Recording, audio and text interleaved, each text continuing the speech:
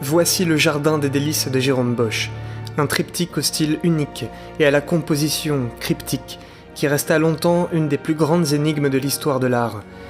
D'ailleurs, il en est plus ou moins encore une aujourd'hui, mais la récente explication de ce mystère par l'historien de l'art Hans Belting semble avoir touché l'exacte vérité. Jérôme Bosch fut un peintre précurseur de la Renaissance flamande dans le premier quart du XVIe siècle. Ses œuvres dépeignent toutes des sujets bibliques. Cet artiste était ostensiblement grand critique de la qualité des hommes de son temps car, selon lui, presque aucun d'entre eux n'irait au paradis. Pour lui, l'homme était mauvais, et il l'exprimait de la plus incroyable et effroyable des manières dans ses peintures.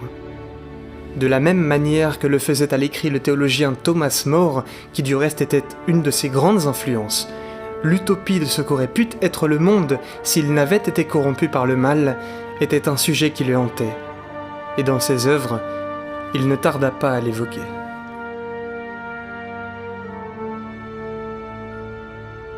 Avec ses volets fermés, cette œuvre est le début de l'histoire que veut nous raconter l'artiste. Histoire qui s'enracine dans la Genèse biblique, au 3e jour de la création. Bosch nous donne à voir un monde à la surface plate, enfermé dans une sphère peinte d'un camailleux gris-bleu. On y voit la terre, le ciel, les océans, et puis toutes sortes de plantes énigmatiques. Tout cela est encore en formation. Au-dessus de la planète, on perçoit Dieu, dans l'ombre, avec un verset tiré d'un psaume. C'est lui qui a parlé, et cela arriva. Lui qui a commandé, et cela exista. Alors nous ouvrons le triptyque, et là, lumière éclatante, couleurs vives.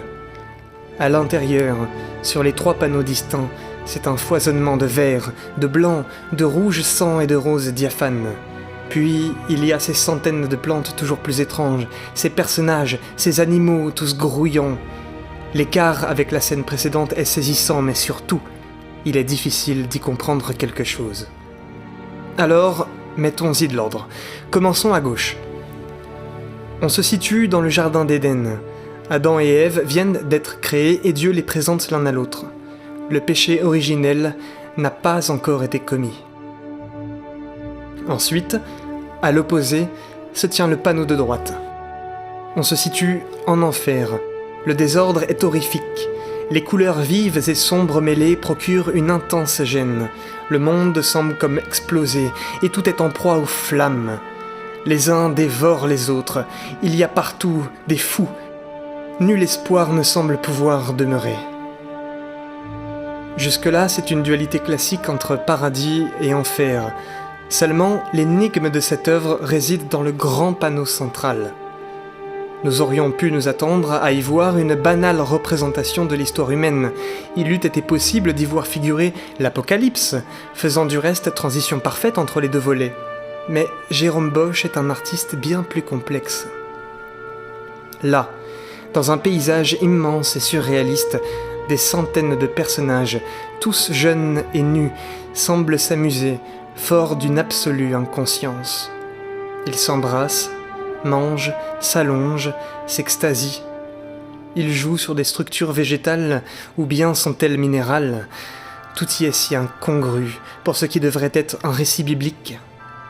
Il doit bien y avoir une clé de compréhension pour saisir ce que ce peintre a voulu nous dire.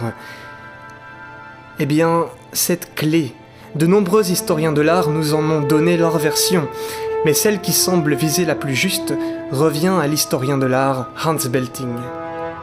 Il nous explique que le panneau central pourrait représenter le paradis tel qu'il aurait existé si Adam et Ève n'avaient pas succombé au péché. C'est une utopie, influencée par le grand théologien anglais de l'époque Thomas More, qui cherche à prendre l'histoire biblique à contre-pied, formidable jeu de l'esprit au service de l'artiste. Le caractère scandaleux de cette œuvre vient de ce qu'elle déploie certaines scènes érotiques dans une perspective biblique. Mais selon le motif de Belting, il ne faut pas y voir le péché. Et d'ailleurs, quel est l'élément qui lui permit de déduire cette interprétation ?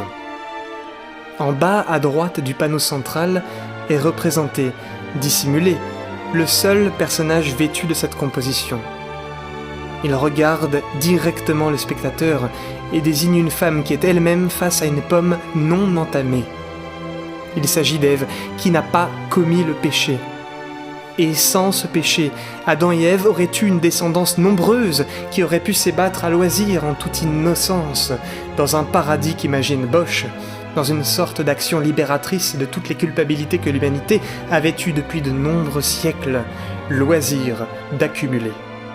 Mais, immédiatement, Bosch met cela en opposition avec l'enfer, pour rappeler au spectateur qu'Ève a quand même bien croqué dans la pomme. Il faut donc lire le triptyque de gauche à droite.